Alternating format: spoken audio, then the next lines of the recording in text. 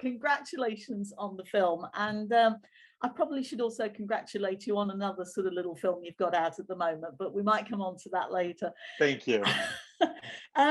With this one, though, with A Boy Called Christmas, you're taking on a legend that everybody is familiar with. And I wondered how much of a challenge that was for you. It's an enormous challenge because you're approaching something that everyone or most people have some relationship to, right? And calls back to moments of deep meaning from childhood, from parenthood. But it's also a huge opportunity because in a world where audiences clamor for some connection to character or IP, in some ways, Christmas and Father Christmas is the ultimate bit of IP, because you've got once again a character who is ubiquitous, who has an intimate knowledge of everyone's living rooms, and so there is a way in to audiences that I found to be quite an interesting platform to build a story on top of. It doesn't get much more personal than knowing the insides of people's living rooms, does exactly. it? No, I hate no. somebody else to see my living room, I've got to say. Well, we all make an effort the night before, right? I mean, we do clean up, leave cookies to do a bit of sweetening up. How well did you know the original book, and why did you feel it would make a good film?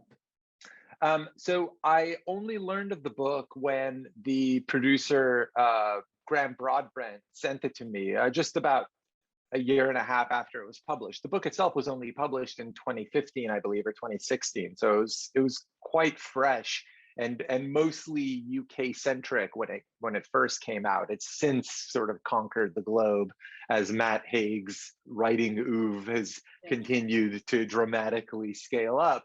But in the days when I first received the book, which is around Christmas 2017, it was not something I had heard of. But I immediately was struck by Matt's voice, by the tone of it, which felt to me like an honest way to approach what I loved about Roald Dahl stories growing up and as an adult, that there was an honesty to an audience of all ages, not holding back the bright or the dark sides of life. And that felt to me like, on a character level, total catnip. Like, I just felt so in love with Nikolas and with his hardships, his pragmatism, and his sort of unwavering faith in something that he couldn't see.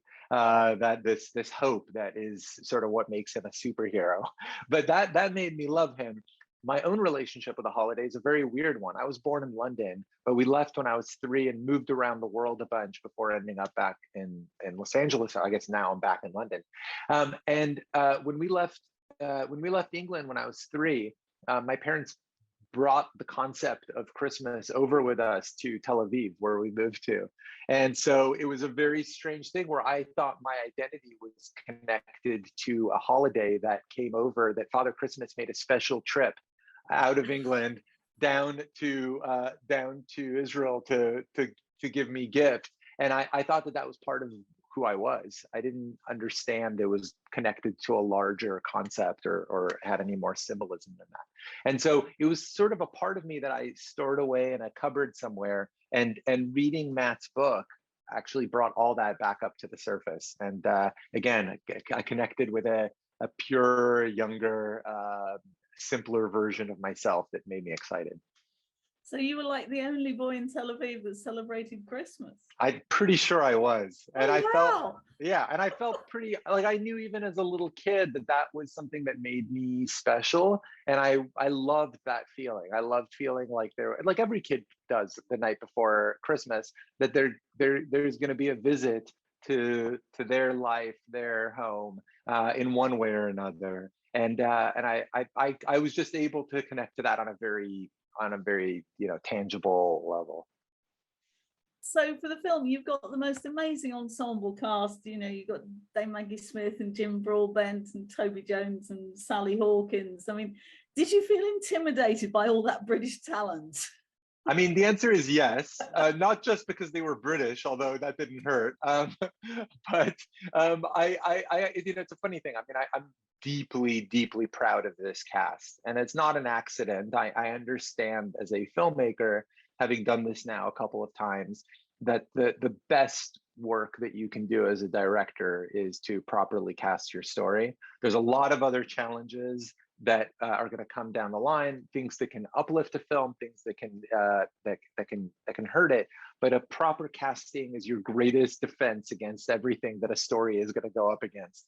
And so I worked really hard with Susie Figgis, the casting director, to create a dream cast. And I really was very I mean, I'm extremely fortunate that I got first choices almost across the board with this cast, and and everyone was game. As you know, having seen the film, there are characters conjured by actors who we normally wouldn't associate with the type of performance that they're giving us, and that was testament to a belief in the material that all of us shared, a sense that we were going to make something that maybe would make people a little bit happier or a little bit more connected to each other or to the holiday after they've seen it, and also just the fact that we all had a really good time making it, and the cast and the crew really felt like we were coming together to tell a story, which is my favorite sort of experience. And how did you find Henry Lawful, who plays Nikolas? Why was he so right for the part? So I've had the good fortune of working with young actors now on all of my films, and I'm used to the idea that this is going to be the most difficult part of the casting process, that you end up seeing thousands of young actors. It just so happened that Susie Figgis brought Henry to me in the very first round of the very first bit of casting on this film. And I remember saying out loud after we finished watching his first tape that I think we just saw Nikolas, but it can't work this way. Like, you can't see the actor who's going to end up playing the character after the first round of casting in the first group of actors. And it was just it was that Henry brought to the character what he has as a human being, which is a startling and disarming naturalism. He's sort of not affected by the apparatus of telling a story on a scale that this film required. And I knew that if there was going to be a way to carry the tone and the magic of this film, where a lot of other things are properly lifted up, including a mouse that ends up having the power of speech, a reindeer who discovers the power of flight, and an extraordinary city that is conjured up out of the mists of the north of the Arctic Circle, that in order for all of that to carry meaning, we would need a center that was honest and relatable and as real as possible, and not sort of a stylized performance, but a grounded one. And with Henry, I found very quickly that even though he's an extremely gifted actor who could take direction with the best of them, that I was able to feel that we were puncturing through the artifice in every shot, every take with him. And that was an extremely important bedrock for me in building this story. Now, you mentioned the mouse, Mika, and of course, that's actually the one member of the cast that we don't actually see, the person who provides the voice, who of course is Stephen Merchant. It's remarkable. You picked this incredibly tall guy to play the smallest character in the film. Yeah, a bit of typecasting. So slightly, but why did you choose Stephen for that? So I take full credit for my wisdom in choosing one of the brightest comic writers in the known universe to bring Mika the mouse to life, and this was an extremely pragmatic decision on my part, mostly because I'm a huge fan of Stephen Merchant's and wanted to meet him, but most importantly because Stephen effortlessly has a comic tone, and actually a tone as a performer on the dramatic side as well, that is like catnip for me. I just cannot get enough of the words that come out of that man's mouth. And in every session of bringing Mika to life, I found myself falling more and more for that character as he was able to conjure something out of the ether that I felt like brought, because in some ways, Mika is the one carrier of irony in this story, right? He brings the concept of sarcasm from the future into this storybook world. And so it was very important for me that I had a partner in bringing Mika to life who was fearless in pushing that tone and could do it, as I said, effortlessly. So I'm extremely proud of Stephen's performance. Now, this other little film of yours, Ghostbusters Afterlife, which I had the privilege of seeing yesterday. Oh, great. We talked about the pressure that went with making a film about the Christmas story and the legends that go with that. What was the pressure like working on Ghostbusters Afterlife? Because it has so many fans and has a folklore all of its own.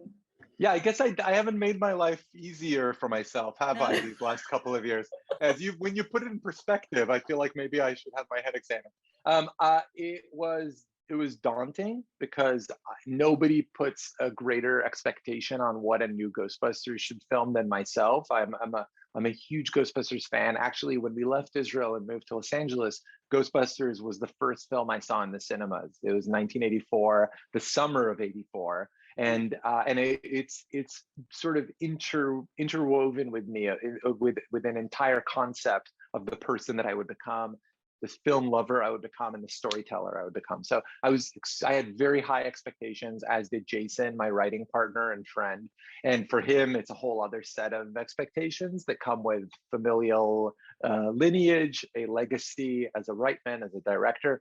We approached it with very clear heads, knowing that it was a high threshold, that we would have to feel for each other that we had cleared that threshold before we ever moved forward with a production.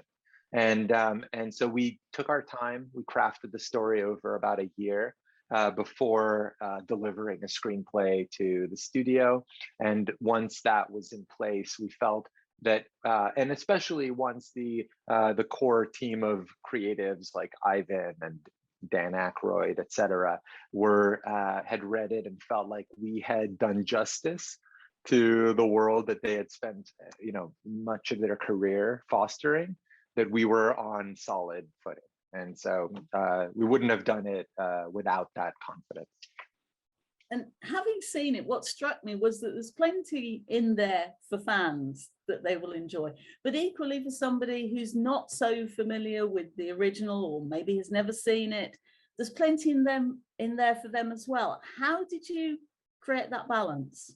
It was a lucky development that we conceived of the character of Phoebe as the center of this story, and her friends and family around her, who were coming into the whole concept of ghostbusting without any preconceived notions, without the weight of expectations, nostalgia, franchise, responsibility, all that stuff. She's a kid going through the world on her own path.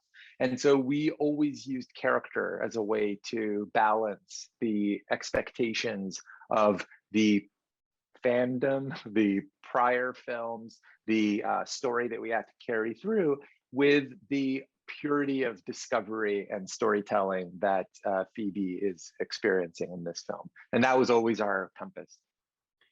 I think our time's up, unfortunately, but thank you so much for talking to me, and thank you for both films, because obviously I've seen them both and they've been hugely enjoyable. Very different, but quite similar in some ways as well. Thank you. So, thank you. I really appreciate that. Thank you so much for your kind words. My absolute pleasure. Appreciate your time.